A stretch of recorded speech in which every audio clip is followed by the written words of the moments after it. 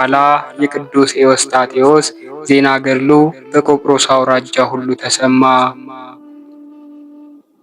በዚህች ደሴት ውስጥ ስሟ አዚዛ የምትባል አንዲት መሃይምት ሴት ነበረች። ዝናውን ሰምታ ሌሎች መነኮሳትም ብርንና ወርቅን የማያስቡና የማይወዱ የእግዚአብሔርን ቃል የሚፈልጉ መጡ አለች። ከዚህም በኋላ የብርሃን እናቱ የእግዝእትነ ማርያም ስዕል ወዳለበት ወደ ቤተ ክርስቲያን ሄደች። በዚያም እንደዚህ ስትል ለመነች። ድምፃቸውን የሰማሁት የእነዚህም መነኮሳት ፊት ታሳየኝ ዘንድ በጸሎትሽ አደራ አልኩ፣ እኔንና ቤቴንም ይባርኩ ዘንድ። አባ ኤዎስጣቴዎስ ወደ ቆጵሮስ ኤጲስቆጶስ ሄዶ ከእርሱ ተባረከ፣ ሕጉንና ሥርዓቱን ነገረው።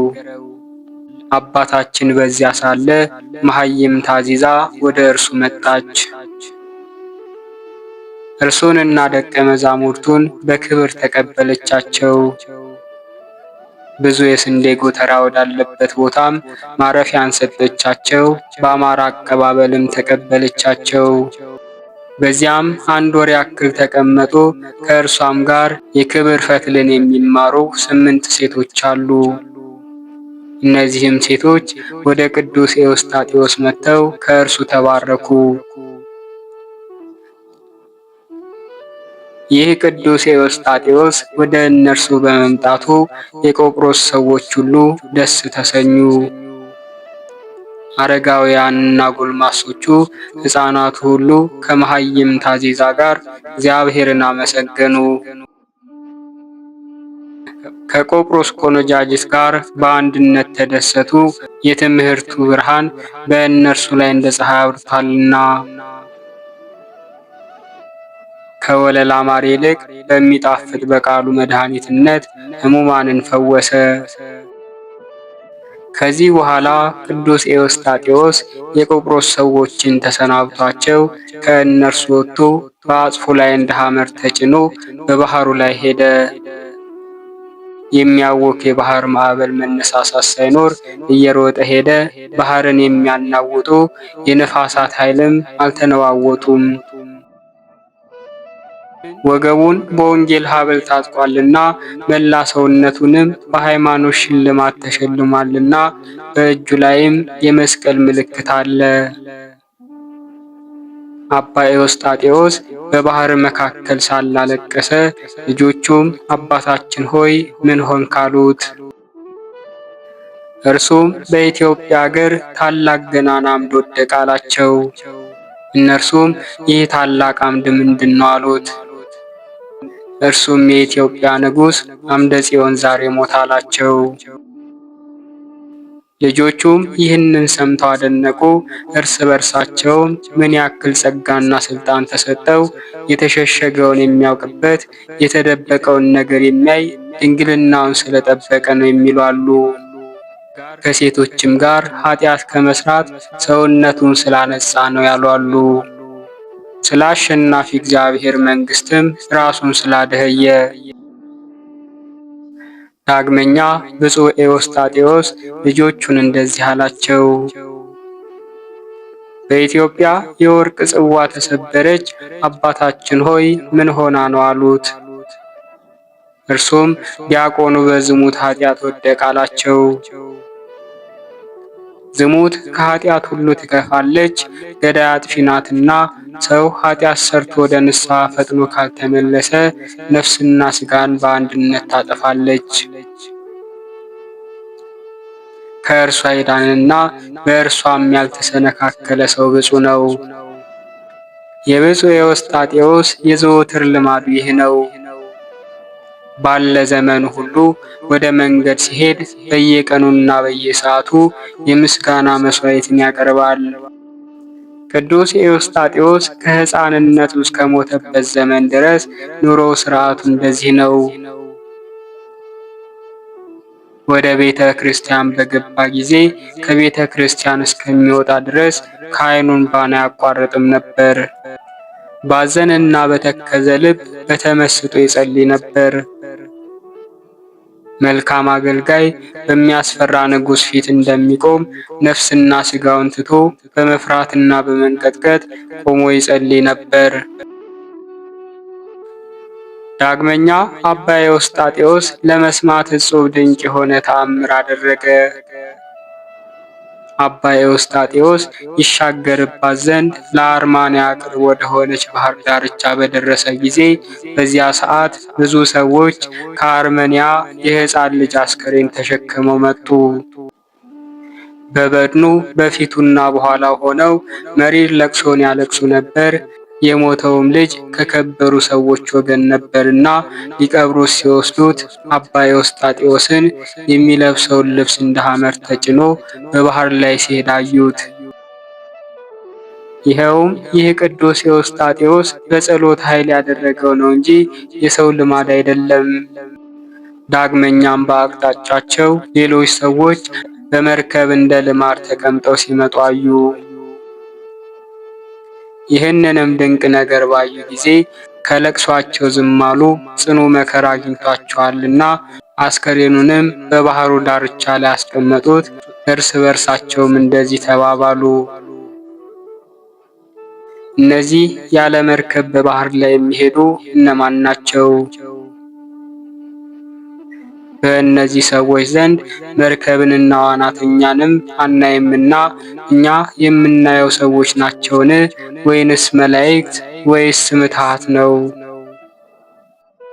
በውሃ ላይ የሚዋኙ ውሃ የማያረሳቸው የሰማይም ወፎች አይደሉም? ይህን ሲነጋገሩ አባ ኤዎስጣቴዎስ ከደቀ መዛሙርቱ ጋር ደረሰ። ወደ ምድርም በወረደ ጊዜ ለዘላለም ምስክር ትሆን ዘንድ አጽፉን በባህሩ ላይ ትቷት ሄደ። እነዚህ ፊተኞች ሰዎች አባ ኤዎስጣቴዎስን ባዩት ጊዜ ወደ እርሱ ሮጠው ሄደው ሰገዱለት። አባታችን ሆይ እነሆ በአንተ ዘንድ መርከብን ወይንም ታንኳን አናይም። ዳግመኛም በአንተ ዘንድ አዲስ ሥራን አየን። ባህርን እንደ የብስ እየረገጥክ ስትሄድ እግርህ ሳይርስ አየን። አንተ ባህርንና የብስን የፈጠርክ አምላክ ነህን? ወይንስ የአምላክ አገልጋይ ነህ? ሥራህንና ጥበብህን ንገርን እያሉ ይህንንም ሥራ እያደነቁ በዓይናቸው ያዩ ሁሉ በልቦናቸው እያደነቁ ሳሉ ያን ጊዜ ባለመርከቡ ደረሰ። ይህም ባለ ሐመር አልጭንም ብሎ የከለከለው ነው። ለአርማንያ ሰዎች ሁሉ ሥራውን፣ ቸርነቱን፣ የሃይማኖቱን ጽናት፣ ፍርሃት እንደሌለበትም የአባ ኤዎስጣቴዎስን ጭካኔ ነገራቸው። በእርሱ የሆነውን ሁሉ ነገራቸው። ወደ ባህርም አጽፉን እንደ ሐመር አድርጎ ተጭኖ እንደገባም ከዚህም በኋላ ወደዚያ አስከሬን ሄዱ። አባ ኤዎስጣቴዎስም ከእነርሱ ጋር ሄደ። በዚያም ታላቅ ጉባኤ ሆነ። ይህንንም በድን ከናልጋው ተሸክመው ወደሚቀበርበት ቦታ ይወስዱ ዘንድ ወደዱ። አባ ኤዎስጣቴዎስም ተዉት፣ ትንሽ ይረፍ አላቸው። አባታችንም ተነስቶ በሕፃኑ ትራስ በኩል ቆመ። ፊቱንም ወደ ምስራቅ አዙሮ እጁን ዘርግቶ እንደዚህ ሲል ጸለየ። ጌታዬ ኢየሱስ ክርስቶስ ሆይ ጸሎቴንና ልመናዬን ስማኝ። የሰራፕታዋን ልጅ ከሞት ባስነሳው ጊዜ የነቢዩ ኤልያስን ጸሎት የሰማኸው ያን ጊዜ ፈጣሪ አንተ ነህ፣ ዛሬም ፈጣሪ አንተ ነህ። ሌላ አምላክና ሌላ ፈጣሪ የለም። ይህንንም ብሎ ሰውነቱን በሕፃኑ ሰውነት ላይ አድርጎ እጁንና እግሩን ዘርግቶ ዓይኑን ከዓይኑ አፍንጫውን ከአፍንጫው አፉን ከአፉ አደረገ። ምራቁን በሕፃኑ አንደበት ጨመረ። በእርሱ ላይም 3 ጊዜ ትንፋሹን እፍ አለበት። በመስቀል ምልክትም እንደዚህ ብሎ አማተበበት። የቅዱሳን ሞገሳቸው፣ የጻድቃን ንጉሳቸው፣ ጨለማ የማያገኘው ለዘላለም የማይጠፋ ብርሃን ጌታዬ ኢየሱስ ክርስቶስ ሆይ አቤቱ ዛሬ ኃይልህን ግለጽ። ይህ የሞተ ሕፃን ይነሳ ዘንድ ሕዝቡ በምድር ሁሉ አምላክ አንተ ብቻ እንደሆንክ ያውቁ ዘንድ ኃይልህን ግለጽ። ጸሎቱንም በጨረሰ ጊዜ ይህ ሕፃን ዓይኖቹን ገልጦ ቅዱስ ኤዎስጣቴዎስን ተመለከተው። ፈጥኖም ተነስቶ ፈጽሞ እንዳልታመመ በጉልበቱ ተንበርክኮ ሰገደለትና አባቴ ሆይ ሰውነቴ ዛሬ በፊትህ ትክበር አለ። አባታችንም የሚበላውን ያቀርቡለት ዘንድ አዘዘ። የተሰበሰቡ ሰዎችም ይህንን ድንቅ ተአምር ባዩ ጊዜ አንደበታቸውን ከፍ አድርገው እልል አሉ። ገናና ነቢይ ዛሬ ተነሳልን አሉ። ነፍስንና ሥጋን የሚፈውስ አዲስ ሐዋርያ ተነሳልን አሉ።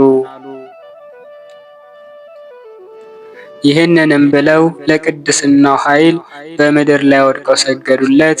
የእግሩንም ትቢያ ላሱ። የቅዱስ ኤዎስጣቴዎስ ዜና ገድሉ በአርማንያ ሀገር ሁሉ ተሰማ። የአርማንያም ሊቀ ጳጳሳት ከካህናትና ዲያቆናት ከወንዶችና ሴቶች ምዕመናን ጋር ሊቀበለው ወጣ።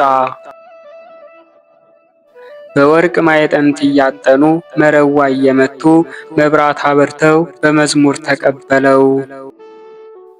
ቅዱስ ኤዎስጣቴዎስ ግን የዚህን ዓለም ክብር በከንቱ መመስገን አልወደደም። ጦቢት የተናገረውን ቃል አስቦ ራስህን ከፍ ከፍ አታድርግ፣ ትዕቢት ባለበት መከራ አለና። አባታችንም የዚያች አገር ሰዎች እንዳከበሩት ባየ ጊዜ ራሱን ዝቅ አድርጎ አላቸው። ነቢዩ ዳዊት እኔ ትል ነኝ ሰውም አይደለሁም፣ ሞትንም ሳለ የምኖር አይደለሁም፣ ሰውነቱም ከመቃብር የሚያድን ማን ነው? እንደዚህ አላቸው ብሎ የተናገረውን አልሰማችሁምን? አላቸው። ይህችም ስልጣን የኔ አይደለችም የጌታዬ የኢየሱስ ክርስቶስ ናት እንጂ እርሱ የወደደውን ያድናል ይገድላልም። እርሱ የፈቀደውን ይቀስፋል ይቅር ይላልም። የወደደውን ያከብራል ያድህያል። የሰማይና የምድር ስልጣን በእጁ ነውና ሁሉ በፊቱ ግልጥ ነው፣ ከእርሱ የሚሰወር የለም። የሀገሩ ሰዎችም ትህትናውን ባዩ ጊዜ ለእርሱ አክብሮት አበዙ፣ ለቅድስናውም ሰገዱለት። ወደ ሀገርም ለመግባት በሰረገላ ያሳፍሩት ዘንድ ወደዱ። ያም ባይሆን በትከሻቸው ይሸከሙት ዘንድ ወደዱ። እርሱ ግን ይህን ክብር አልወደደምና እምቢ አላቸው፣ የዚህንም ዓለም ክብር አይሻምና። የግድግዳዋ ቁመት 80 ክንድ የመሰረቷም ስፋት 40 ክንድ ወደምትሆን ወደ አርመንያ ካህናትና ዲያቆናት ማዕጠንት እያጠኑ መረዋ እየመቱ በቀኝ በግራ አጅበውት ገባ። ይህም ከሞት ያስነሳው ሕፃንም ከፊት ከፊቱ እየሄደ እግዚአብሔርን ያመሰግን ነበር። ያዩትም ሰዎች ሁሉ ይህ ከሞት የተነሳው ልጅ ነው ይላሉ። ከሞት ከተነሳው ልጅ ጋርም ሲሄዱ ዛሬ ድንቅ ነገር አየን አሉ። ይህንንም ብለው ፈጽመው አደነቁ። ይህም በአባ ኤዎስጣቴዎስ ጸሎት የተነሳ ሕፃን ነው። ከዚህ በኋላ ከቅዱስ ኤዎስጣቴዎስ ደቀ መዛሙርት ጋር ወደ ኢትዮጵያ ሄደ። ገዳማትንና አድባራትን ዞረ። የአባ ኤዎስጣቴዎስ ተአምራቱን ድንቅ ሥራውን ሁሉ ለእርሱም ያደረገለትን ከሞት እንዳስነሳው ዞሮ ተናገረ። ከዚህም በኋላ ባሌ በምትባል ምድር በሰላምና በክብር አረፈ።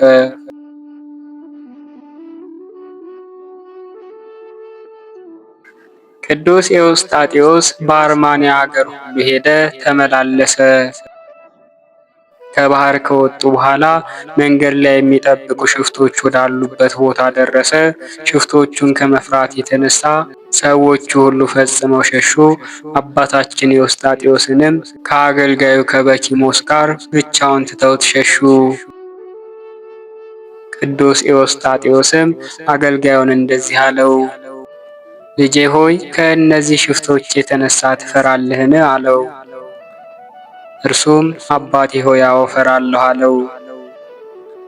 ኤዎስጣቴዎስም ቅዱሳን ሐዋርያት ወንጌልን ለማስተማር በተላኩ ጊዜ አልተዋቸውም። ስለዚህ ክርስቶስ ከእኛ ጋር ነውና አይተወንም፣ አትፍራ አለው። ለኤዎስጣቴዎስ ስፍር ቁጥር የሌላቸው የጸጋ ሀብታት ተሰጥተውታል። በመታመን መሥዋዕቱ ከቃየል የተሻለለት አቤልን መሰለው። ዳግመኛም በመታመን እግዚአብሔር ከማያይህ በመርከብ ውስጥ ያዳነው ኖኅን ይመስላል። የሃይማኖትንም ክብር ሕግን ወራሽ ሆነ። ልጆቹ እንደ ሰማይ ኮከብ እንደ ምድር አሸዋ ይበዙለት ዘንድ እግዚአብሔርን የታመነ አብርሃምን በመታመን መሰለው። በምድር ያሉ ሰዎች ሁሉ ይባረኩ ዘንድ ለሰማይና ለምድር ፈጣሪ ንጹሕ መሥዋዕትን የሆነ ይስሐቅንም መሰለው። ቁመቱ ከምድር እስከ ሰማይ የደረሰ የእግዚአብሔር መላእክት ሲወጡባትና ሲወርዱባት እግዚአብሔር ዙፋኑን ዘርግቶ የወርቅ መሰላልን ያየ ያዕቆብን በሃይማኖት መሰለው። ሀብተ መንግስትን ሀብተ ክህነትን የተቀበሉ ሌዊንና ይሁዳን መሰላቸው። ስለ ወገኖቹ እስራኤል ከመከራ መውጣትን ያሰበ ዮሴፍን በመታመን መሰለው። የኤርትራን ባህር ከሁለት ከፍሎ እስራኤልን በመካከል አሻግሮ ግብፃውያንን አስጥሞ መከራ የሆነባቸው ባህርን ከፍሎ ያዳናቸው ሙሴንም በሃይማኖት መሰለው። ኢያሪኮን 7 ቀን ዞረው በገቡባት ጊዜ ቅጽሯን ያፈራረሰና ዳግመኛም የዮርዳኖስ ወንዝ የተከፈለለት ኢያሱንም መሰለው። እግዚአብሔር የመረጠው የሙሴ ትንቢት በደረሰው ጊዜ እንደተሻገራት ይህም ቅዱስ ኤዎስጣቴዎስ የኢያሪኮን ባህር በሚለብሳት በአጽፉ እንደ መርከብ ተጭኖ ተሻገራት። እግሮቹም ሳይርሱ ተሻገረ። ዳግመኛም ጌዴዎንና ባረቅን፣ ሶምሶንና ዮፍታሔን፣ ዳዊትና ሳሙኤልን በሃይማኖት ተጋድሎ ነገሥታትን ያሸነፉ ነቢያትን መሰላቸው።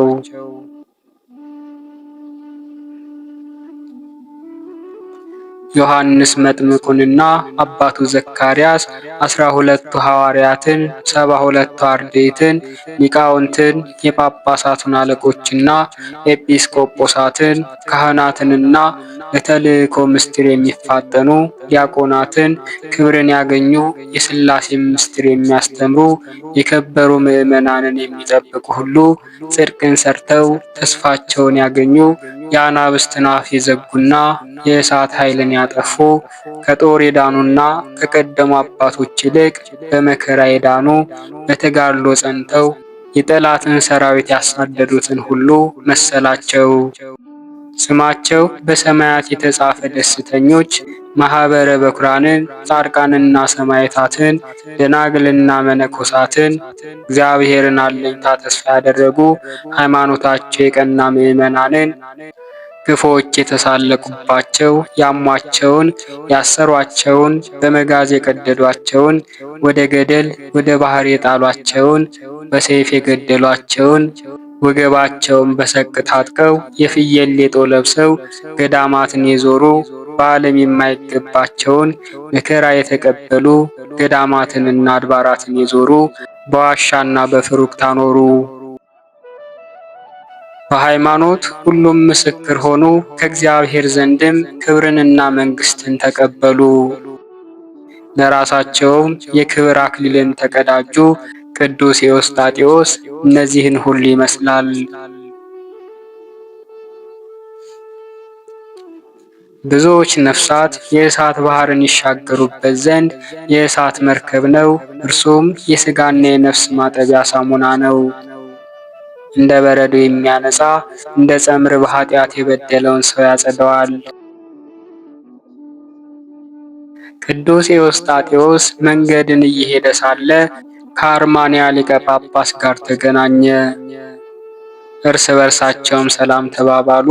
የአርማንያ ሊቀ ጳጳስ እንደዚህ አለው፣ እኔ ወደ ሌላ ቦታ እሄዳለሁ፣ አንተ ይህን 70 ብር ተቀበል። እኔ ተመልሼ ወደ አንተ እስከምመጣ ድረስ ምግባቸውን በዚህ ይግዙላቸው ብሎ ሊቀ ጳጳሱ ለመነው።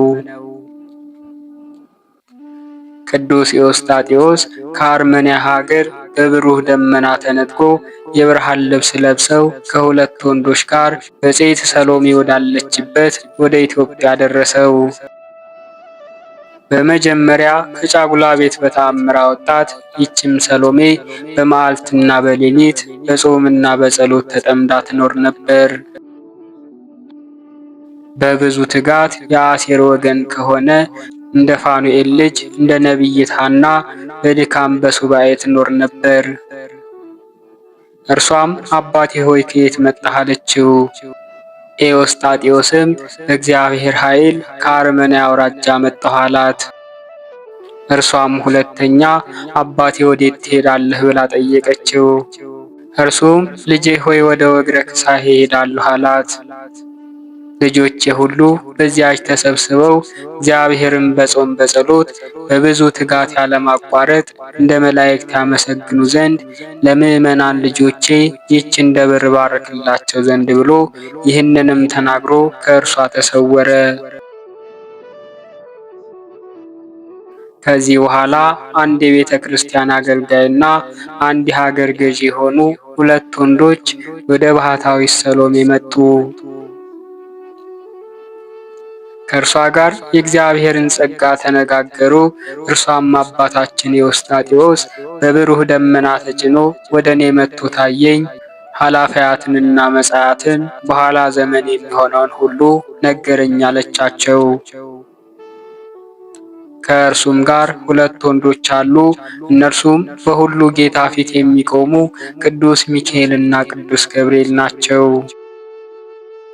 ይህንም ብላ መንፈስ ቅዱስ ያሳያትን ተናግራ ምስክር ሆነች። በዚች ደብር የሞቱና የተቀበሩ ሁሉ ታላቁ ካህን አባታችን ቅዱስ ኤዎስጣቴዎስ ስለባረካትና ስለቀደሳት የሲኦልን ደጅ አያዩትም። ይችም ሰሎሜ ይህንን ተናግራ ዝም አለች፣ መናገርም ተወች። የጻድቁ አቡነ ኤዎስጣቴዎስ ረድኤቱና በረከቱ ምልጃውና ጸሎቱ ከሁላችን ከሕዝበ ክርስቲያን ጋር ለዘላለሙ ጸንቶ ይኑር አሜን።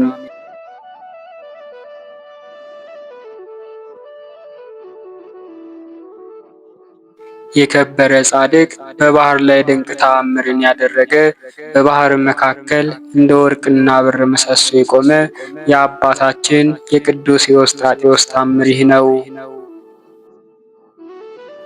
ምልጃውና በረከቱ ከኛ ከሁላችን ጋር ጸንቶ ይኑር ለዘላለሙ አሜን።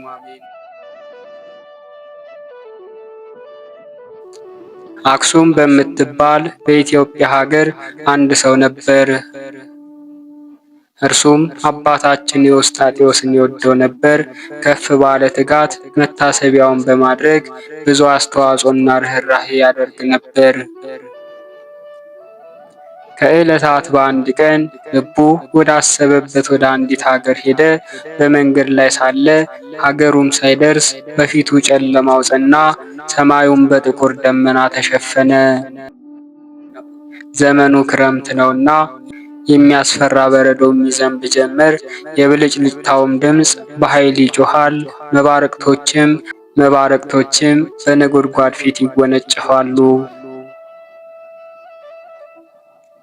ይህ ሰው ይህንን አስፈሪ ታላቅ ግርማ ባየ ጊዜ አባቴ ቅዱስ ኤዎስጣቴዎስ ሆይ አድነኝ እያለ ጮኸ።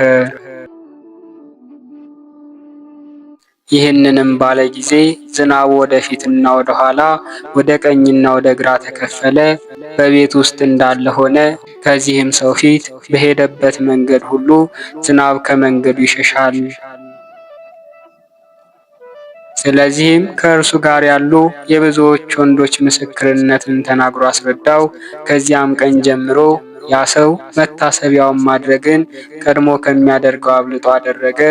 ወደ አባ ኤዎስጣቴዎስ መታሰቢያ ብዙ ሰውን ጠራ። ነዳያንንና መስኪናንን በጸሎቱ ሀብት ሁሉ ያስደስታል። ልመናው በረከቱ የቃሉ ቡራኬ ከላይ ወረደ ተባባሉ። ልመናውና ምልጃው ከሁላችን ከሕዝበ ክርስቲያን ጋር ለዘላለሙ ጸንቶ ይኑር አሜን። አነሳስቶ ላስጀመረን አስጀምሮም ላስፈጸመን ለልዑል አምላካችን ክብርና ምስጋና ይድረሰው። የጻድቁ የአቡነ የውስጣቴዎስም በረከትና ረድኤት ከሁላችን ጋር ጸንቶ ይኑር አሜን። ወስብሐት ለእግዚአብሔር ወለወላዲቱ ድንግል ወለመስቀሉ ክቡር። ይቆየን።